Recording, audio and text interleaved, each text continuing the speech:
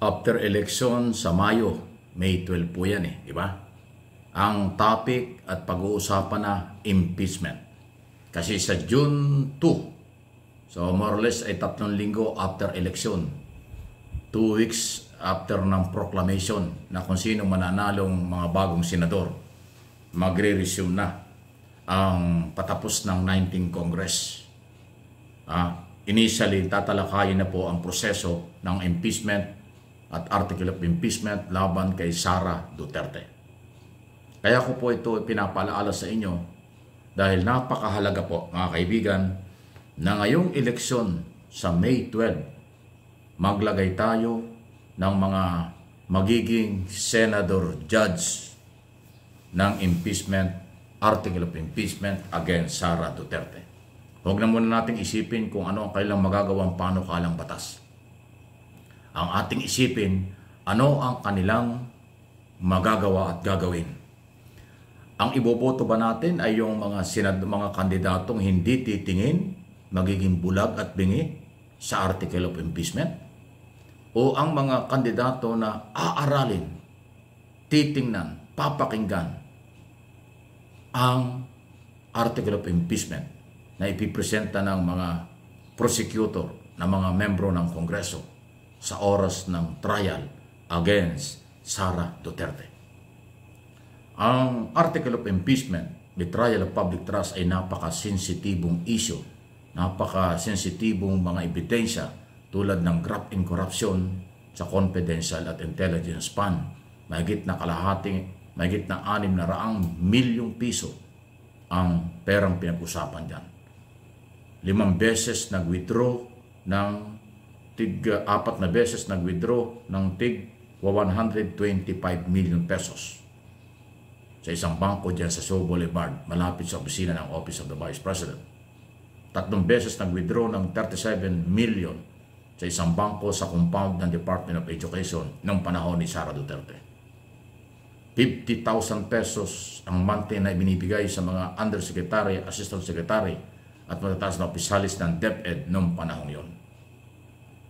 Fictitious or kaduda-dudang pangalan ng nakatanggap ng malalaking pera mula sa confidential fund.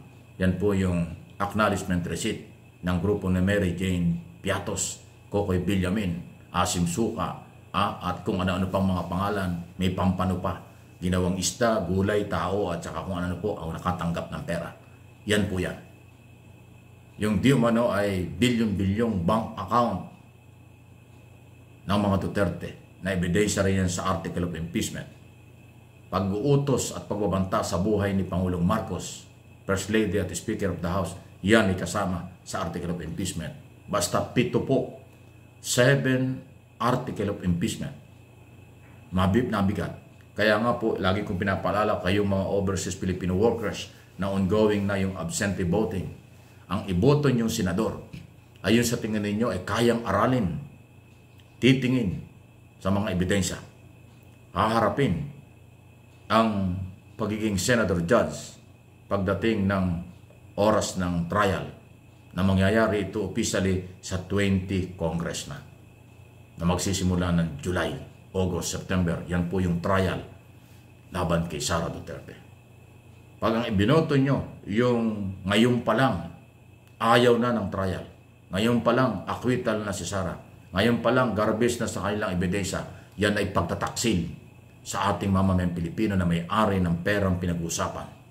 Ang graft and corruption against Sara Duterte sa betrayal of public trust ay pera nating lahat. Pera ng mamamayang Pilipino. Dahil nga po pagkatapos ng Semana Santa, pagkatapos ng eleksyon, ay impeachment na ang pag-uusapan. Wala nang magagawa. Kasi pagkatapos ng eleksyon, iproproklama ang 12 senador na bago. At yung 12 senador na yan, ang magiging senador judge kasama ng 12 na naiiwan dyan sa Senado na hanggang 2028 ang kanilang term. So yung 12 na nandyan na, dadagdagan ng additional 12 na mga senador, yan ang magiging senador judge. Ngayon, kung meron kayong pagdududa sa mga incumbent at 12 senador na nandyan dyan, kung magiging neutral ba o hindi, tapos magkakamali pa kayo ng pagboto ngayong eleksyong ito, madadagdagan yung mga pinagdudahan ninyo. Makakakaroon ng pagkakataon na acquittal or manalo si Sara dito sa impeachment na ito. Mababaliwala ang article of impeachment. So again, inuulit ko, panahon na para nyo suriin ngayong mahal na araw, Holy Week. Aralin nating mabuti sa pakikipag-usap nyo, pakikipagbanding nyo sa inyong mga kaibigan, kapamilya, kapitbahay sa probinsya o sa abroad kung saan man kayo nandoon ngayon. Pwede ninyong pag-usapan yan. Isingit lang nyo sa inyong oras. Sino ba ang karapat-dapat na magiging 12 senador ulit? Ito ba ay nagiging balimbing at sip-sip lang na politiko? Mayroon bang prinsipyo ito? Wala. Mayroon ba itong kaalaman? Ngayon naman, alam na natin yung mga kandidato na pro-Duterte o anti-Duterte o anti-Marcos, pro-Marcos. Lalo na yung iba dyan na talagang alang-alang. Tinatanong mo, wala daw siyang panukalang batas. Tinatanong, wala siyang, hindi pa niya alam kung ano ang kanyang gagawin. So, hindi natin kailangan yung mga taong yan. Ang kailangan natin, may prinsipyo, may paninindigan, may malasakit sa pera ng bayan. Kung kakampi sa pagwawaldas ng pera, kakampi sa korupsyon, kakampi sa kasamaan, magsisisi kayo ng 6 na taon. Pagsisisihan nyo ang iboboto nyo pagkaganon. Okay? Yan po sa kandidato ni Pangulong Marcos, kung di ako nakakamali, mga 3-4 na napipili ko dyan. Si Abalos, pwede yan kasi may paninindigan yan. Ben Abalos, may paninindigan, isa yan sa aking nire-recommenda sa inyo. Okay, kung gusto nyo, sige. Kung ayaw nyo, nasa inyo rin. Isa yan kasi marami nagtatanong sa akin. Si Phil Lacson, pwede rin natin pagkatiwalaan yan. Erwin Tulfo, sino pa ba? Si Soto, yan, pwede siguro pagkatiwalaan pa yan. Pero yung iba dyan, malabo. Lalo na yung mga bilyar, namamangka sa maraming ilog yan. Kita na nyo. Nasa alyansa ng para sa pagbabago ni Pangulong Marcos, ayun, nandoon, ini-endorso ni Sara Duterte. Nakakita ng ganon. Nasa Marcos Group, nasa Sara Group. Anong ibig sabihin yan? Anong paninindigan? Wala, di ba? So ingat po kayo. Ingat kayo. Inuulit ko, mga 2 o 3, 4, pero iniisip ko pa rin ang napili ko sa Marcos administration candidate.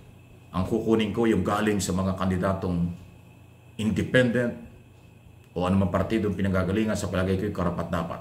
May kukunin din ako sa Piglawan-Dilawan na senador. May kukunin din ako sa mga makabayan na kandidato. May kukunin ako sa mga independent na mga kandidato dyan. Hinahanap ko yung mga abogado, CPA, ekonomista, businessman na mayroong magandang plataforma. Lalo na kung abogado kasi kailangan natin mga lawyer sa Senado. Mga artista, sorry, wala akong ibubotong artista kahit isa. Sorry po, Sintadina. Wala akong ibubotong artista. Maliban lang kung artistang merong karanasan, artistang merong kakayanan. Tingnan natin yun. Pero yung ibang artista dyan, na pag tinatanong mo, papalang ang sagot, walang kaalam-alam. Sorry, bakit natin isasakripisyo yung 6 na taon? Kaya inuulit ko, after Holy Week, after election, impeachment na ang pag-uusapan. Kaya yung sa tingin ninyo ay merong alam, titingin sa ebidensya, hindi pagtatakpan ng ebidensya, yun ang iboto natin. Para hindi kayo magkamali, para magkaroon ng mga hustisya ang mamamayang Pilipino na may-ari ng pera na di umano'y maling ginawa at ginamit ng Office of the Vice President. Please like and share ng video ito.